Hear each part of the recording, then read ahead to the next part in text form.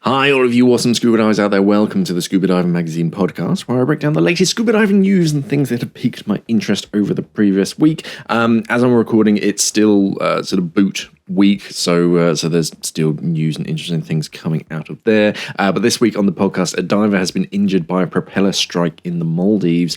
A report has found the oil company responsible of the death of 4 divers due to gross negligence, and a reef in the US has been named the largest in the world.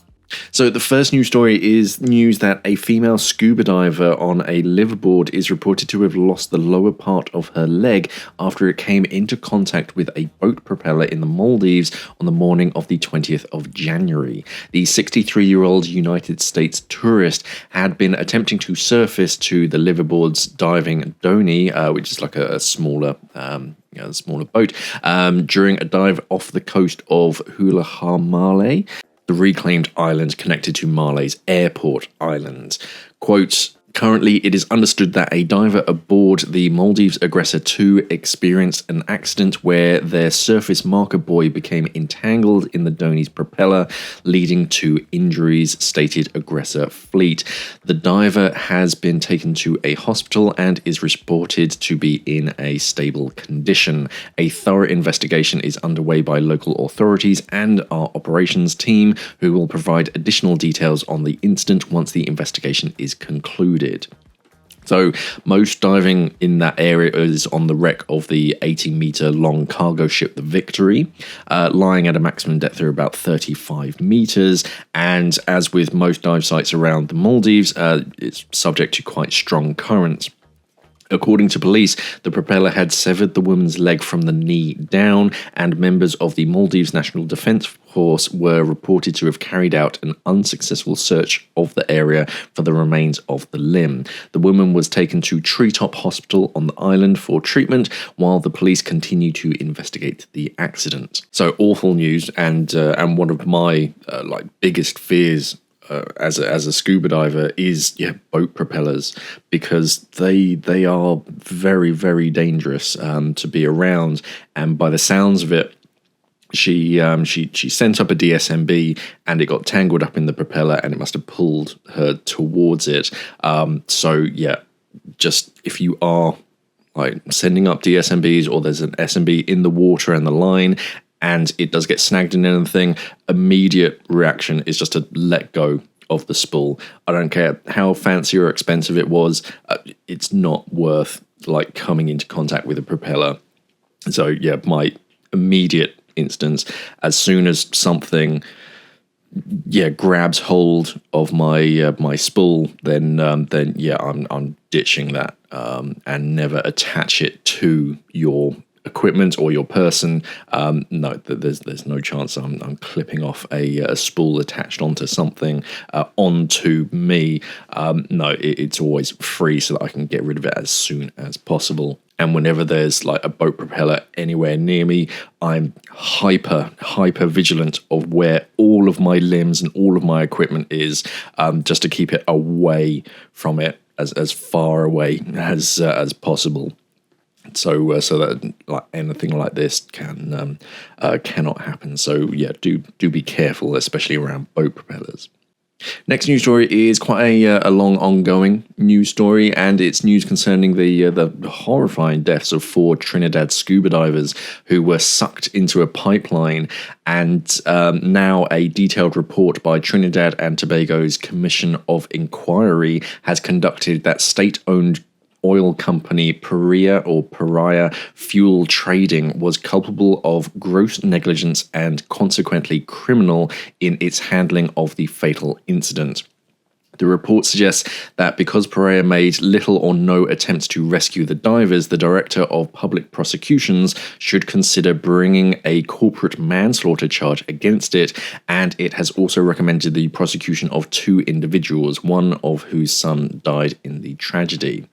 Meanwhile, the widow of one of the divers has said that the bereaved families who have been struggling ever since the incident should be compensated for life based on the men's full pay. She has also called for the 6-man board of directors of Pariah, which has refused to accept liability for the deaths, to be removed. The fatal incident occurred on the 25th of February 2022 when 5 underwater welders were working in a bell at a depth of 18 meters in western Trinidad, where the island's biggest oil refinery is located. The divers were employed by service company Land and Marine Contracting Services, which had been contracted by Pariah to carry out routine maintenance on a 90-centimeter bore undersea oil pipeline that ran around 400 meters from the shore to a berth out at sea. But when they removed a plug from the pipeline, the air inside caused a very powerful vacuum strong enough that it sucked each of the 5 divers inside of that 90-centimeter pipe in a line, all alive and initially able to breathe inside air pockets inside of this tiny space. Some of the divers actually managed to survive for days trapped inside of this tiny pipe, and only Christopher Boudram, the last man to go into the pipe, managed to get out alive after working his way back to the entrance and being rescued by relatives of the divers, led by Kerbin's son Michael. Boudram told his rescuers that the other divers were still alive inside, though having sustained various injuries and awaiting rescue. Kerbin said that he had tried to enter the pipe but had been too constrained by the length of his umbilical air supply. He later claimed that he and other volunteers had then been prevented from trying to effect their own rescue on the grounds that they were contravening health and safety protocols, and that valuable time had therefore been lost. The COE report appeared to agree, accusing Pariah of preventing a contractor from sending commercial divers to rescue the trapped men, of spending several hours wasting time searching for them in open water, of delays in deploying camera, and failure to consult with the volunteer rescuers on site. Quote, Pariah made little or no attempt to rescue in that they failed to manage and coordinate the resources that were available, it says. The opportunity to rescue the men from the pipe was completely wasted by a degree of inertia that is difficult to comprehend. The report also found evidence to justify the individual prosecutions not only of Pariah, Terminal Operations Manager Colin Piper, but of LMCS Managing Director Kazim Ali Sr. for several alleged offences under Trinidad and Tobago's Occupational Safety and Health Act. Boudram told Trinidad and Tobago Newsday that, quote, Piper showed no signs of sincerity to the families. No one from Pariah has apologized to the families. In trying to forgive, I would not like him, referring to Ali Sr., to be prosecuted, but the company should be held fully responsible. Boudram says that he's still receiving counselling, finding it difficult to sleep, and no longer able to work as a diver. Quote, diving is my passion, but from the instant to now, I cannot bring myself to go to the sea. Sometimes I think it may have been easier for me and my family if I had just died, and that's an awful thing to sort of like be in your mindset. Pariah claimed that it had been Pariah originally claimed that it had been monitoring the stricken divers from the surface with its own rescue divers standing by, and had contacted the Coast Guard as soon as the incident occurred, but the relatives had challenged this version of events, claiming that Pariah had not even sent remote cameras into the pipe until some 12 hours after the initial incident, and that rescue divers had been unwilling to enter it until the time-consuming task of pumping out all of the contents had been completed.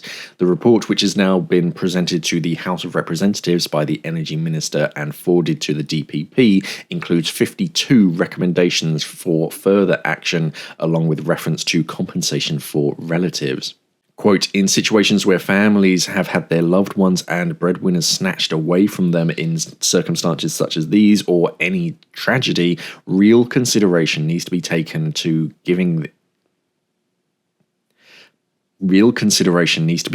assisting the families in the immediate aftermath of the incident to help them with the financial burden that they have been catapulted into. This does not have to involve any admission of liability, merely the recognition that the families of those who have died or have been seriously injured may need help.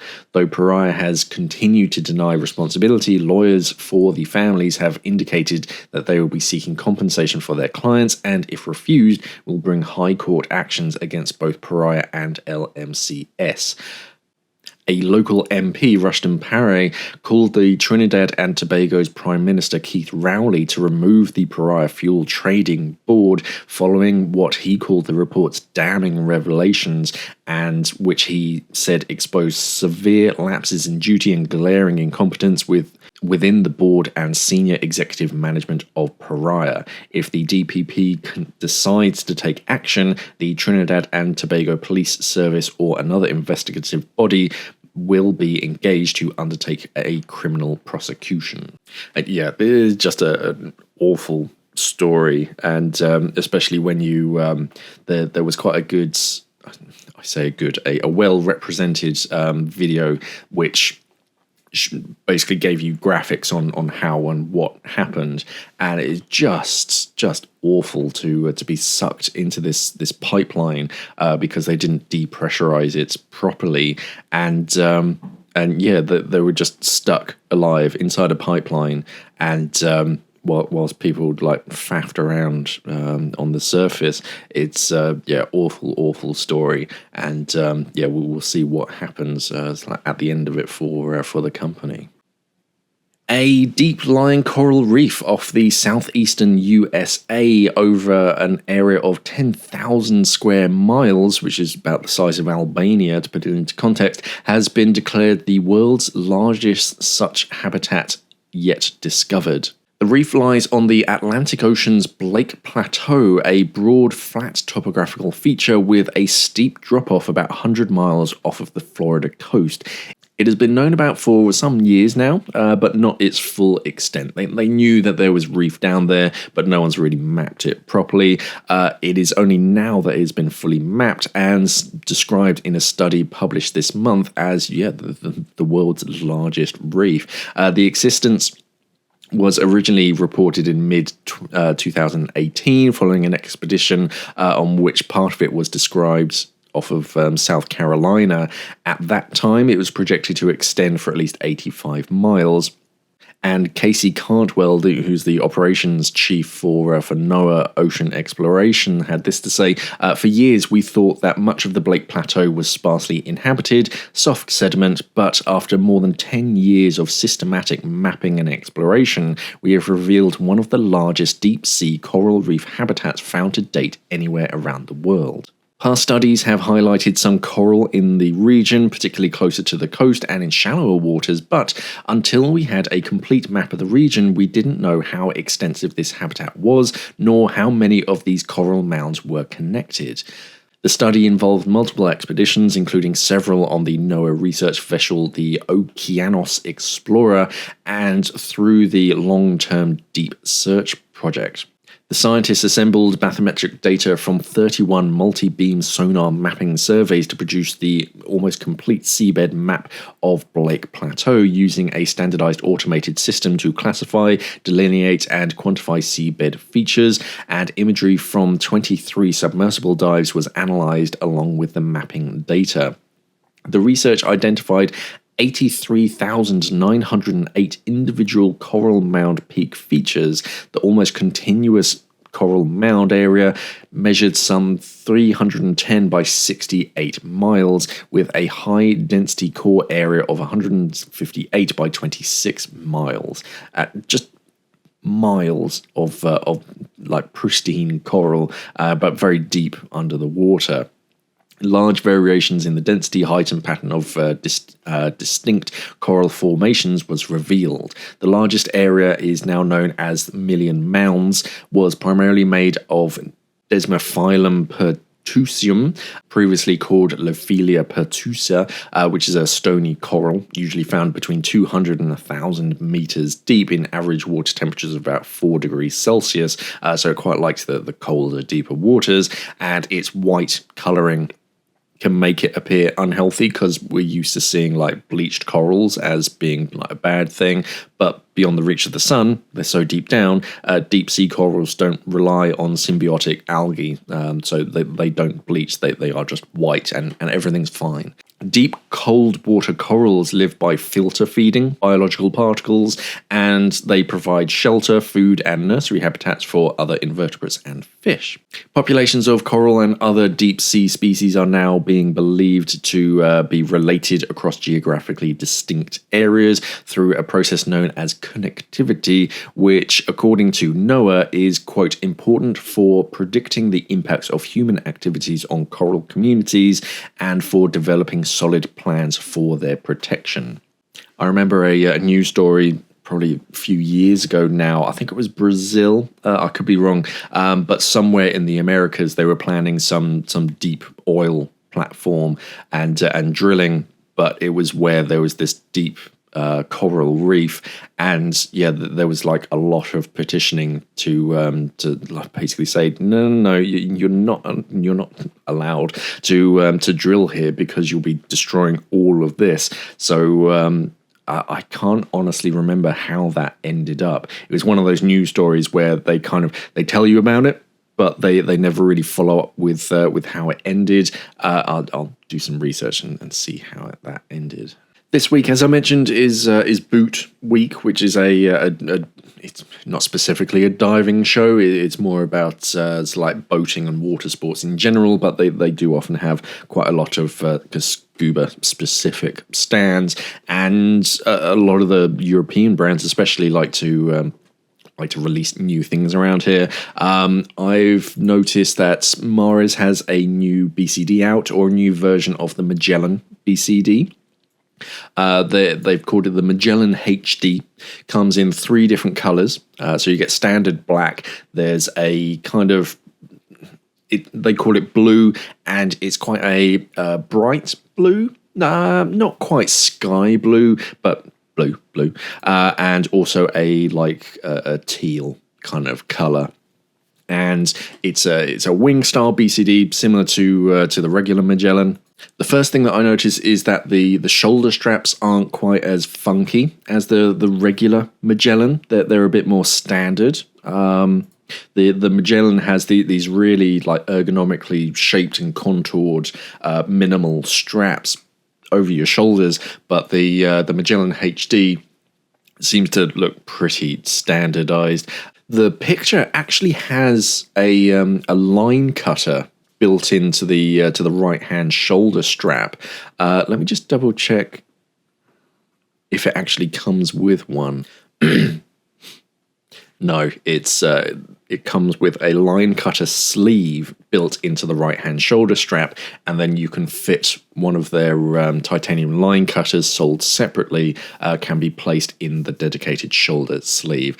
So I mean, hey, it's not the end of the world, but it is nice that it does have that like built into it. Otherwise, looks fairly similar. It's Wingstyle BCD, as I said. It's built like lightweight. But now we got the HD. It just makes it a bit tougher, slightly bigger not trim weight pocket, quick release weight pockets. An octopus keeper on the left hand side.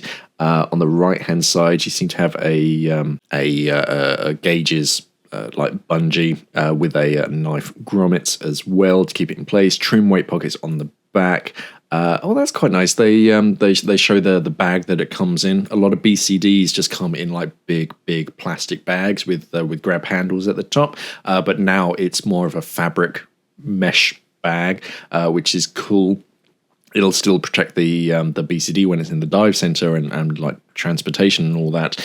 But it's a lot less just plastic bag. 180 newtons of lift, that's pretty good. Back buoyancy design ensures optimal control underwater, featuring extra XTRA comfort cushioning, customizable weight pockets, knife grommets, and integrated trim weight pockets. It offers enhanced practicality. The BCD also includes a roll-down pocket, line cutter sleeve, 5 stainless steel D-rings, and comes in 3 colors, black, blue, and aqua. Choose reliability and versatility for your dives with the Magellan HD Scuba BCD. Smart BCD. Does it have a weight for it? Facts. Weight 3.25 kilos. That's okay. It's not ridiculous. Material 420 denier cordura, so it's fairly tough. But I still wouldn't be like scraping against anything too sharp. Monoplate. So this probably isn't foldable, whereas the Magellan, the regular version, was really built to be like as lightweight and stripped down as possible, and yeah, you could fold it. Whereas this one seems to be just a single piece, so it's a bit more rigid. But looks like a smart BCD. Yeah. I was hoping to see a little more from the Apex RK4 fins. If you didn't know, it was it the Paris Dive Show earlier this year?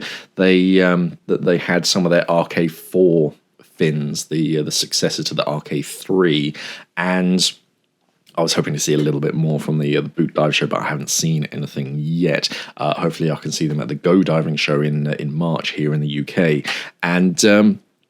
Yeah, a lot of people are calling them like Lamborghini fins because they've got that like front end like design from like a Murcielago or Aventador, whichever one it is, and they've got new adjustable spring heels, which are pretty cool. It's like they have a dry suit wetsuit feature. So instead of having to like change the entire fin strap or whatever, you just have this quick change system.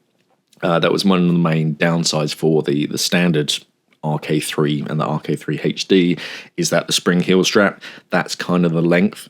You can replace it and get another one, but if it didn't quite fit you, then yeah, you'd have to go to the added expense of changing that spring heel strap. Now it's got an adjustable like buckle system, which is kind of cool. And a lot of people are mentioning the heel tab itself, the thing that you grab hold of, and they've made this long, like, I can only describe it as a knob, unfortunately, that sticks up from the heel strap. Grab hold of that and pull it on. So there's no loops that can get caught on things. A lot of people were annoyed at like the Hollis, the bat fins. They had a big like arching loop, and some like techie divers saw it as that like snag hazard, something that could get caught on things. If you notice on the Apex RK3, they have that arch that you can grab hold of, but it's filled in, so there's not actually a physical loop that can get caught on anything. The new version just is like elongated and with like this bulbous end to it to grab hold of. Yeah, otherwise they seem quite similar, just a more stylized version of the RK3, kind of similar to that Hollis F1 bat fin, just with a bit more like straight, aggressive detailing to it, and yeah, they're a vented fin. They claim I saw in one, I forget where I read it now. They claim better performance as they do with all like upgraded dive equipment. 3 colours I think I saw, black, grey and orange. I can't remember if I saw white or not. I may have seen white, but I don't think I saw yellow. Those are the 4 or 5 colours that that Apex RK3s come in. But yeah, RK4, yeah, hopefully being released early this year. Other than that, looking at our smart questions, Warren1976 says, so I'm a new diver, welcome. Don't have all of the equipment yet, but will be diving mostly in cold water, the Atlantic Ocean. Is it just more practical for me to just get a dry suit cert and forget about a 5 or 7 mil wetsuit and BCD? Most divers here in the UK go straight to dry suit diving. A lot of divers and dive centers, they include it in their like foundational course, just dry suit from the get-go. They're much more practical because they're very flexible dry suits, and they have more benefits for you over a wetsuit. So yes, they are more expensive, and yes, you do need training to be able to use a dry suit. However, once you get that out of the way, it is so much more worth it. One of the main things is that your hopefully, as long as your dry suit fits and works correctly. As soon as you get out after the dive, you're completely dry, other than like your head and probably your hands. So like getting changed is so much more comfortable. You don't need a shower after a dive. You might smell like you need a shower, but you don't honestly need a complete shower after a dive in a dry suit. It's not quite James Bond, where he comes out in a full tuxedo, but it's much more comfortable than having to peel yourself out of a wetsuit and then your body's wet and the wind kind of cuts through. So no, it is much more comfortable. You have the added benefit of, obviously, a dry suit is more effective at keeping you warm in the water. It's a better insulator. You can control that insulation, whereas a 5mm will like always be a 5mm. So it has a very specific temperature range for you. And the longer you wear it, the more it compresses. So that temperature range kind of decreases as the neoprene wears out. Whereas with a dry suit, you can dive it in like the freezing cold winter months with a thicker undersuit underneath it, but you can also wear it in the warmer summer months with a thinner undersuit underneath it. You get better control over how warm it keeps you. It's also an additional control of buoyancy. You can adjust your buoyancy using your dry suit instead of your BCD. There's a lot more pros to a dry suit compared to a wetsuit. So yeah, I usually recommend divers bypass it and go straight to a dry suit if they are diving in colder water temperatures. GMAC44 says, "Hi Mark, thoroughly enjoy. My question is an extension of your recent choosing a backplate and wing video, and ask if you could present the pros and cons of side-mounted tanks, buoyancy trim, best tank positioning, and additional weighting, if any, whilst predominantly using a 7mm Neo dry suit in most temperatures, like Next sentence. Like twins, is there a means to breathe from both tanks rather than switching between tanks? I feel like I answered a similar question recently. I welcome your opinion. I'm between buying a twin back-mounted wing and backplate or side-mounted. Benefits. The main thing about side mounts, and I've mentioned this a few times before, is the flexibility. Because both in and out of the water, the cylinders are independent, so it's very easy to just grab one and move it around. And whereas with twins, they're literally bolted together, so they're one tough unit. So if you're diving in like a 7mm neoprene dry suit as well, personally, I prefer twin sets in colder water just because there's less like clipping and moving things around. With side mount, it can be that like flexibility is good, but it's just so much easier just to throw a twin set on your back and just jump in the water. If I'm not diving in like really confined spaces, which I don't tend to do anymore at all, and I don't need that flexibility of moving the cylinders around in the water to fit through a smaller opening, then just twin sets. They're so much more simple.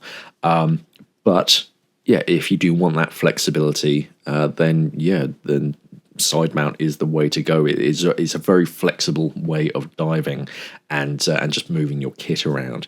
Is there a way to breathe from both cylinders rather than switching between tanks? Yes.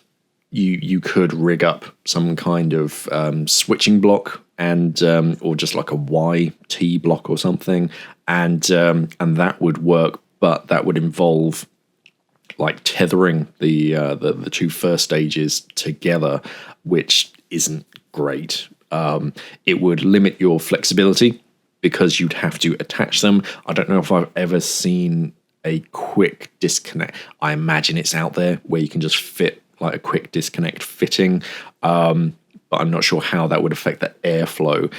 Most like switching blocks are like full on like regulator 9/16 like hoses to so you'd have to screw them up before you pressurize your regulators. Whereas you're just taking a second stage out and putting the next one in. It's much easier just doing that. It's a bit of a hassle having to swap every so often to make sure the buoyancy of the cylinders matches, so you're not like lopsided. But hey, no, I don't think it's that much of an issue. And I imagine it exists. I'm sure you could do it, but practically it would probably be a bit fiddly, and it limits the flexibility. Because that's the best thing about side mount, in that if you've got a bad back like I have from diving twins for so many years, then you don't have to put on the BCD and the cylinders and your weights and everything on the surface, waddle to the side of the water and giant stride.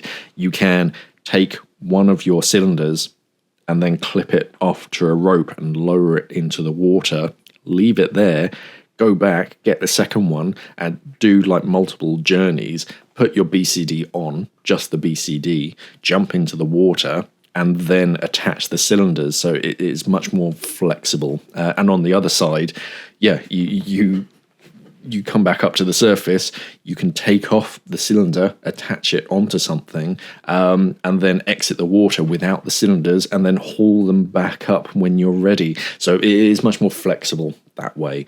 But personally, I just prefer twins, because it is just easier just to throw it on your back and just go for the dive.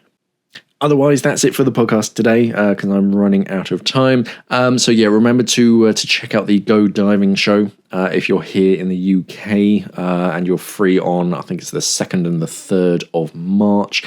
We've got the NAEC Centre in Stoneleigh, Coventry, and yeah, we're going to have lots of the big brands. I'll be there. I'll be recording. So yeah, I may see you there. Otherwise, head over to our website, scubadivingmag.com. Check out our magazine. Thank you for listening, everybody, and of course, safe diving.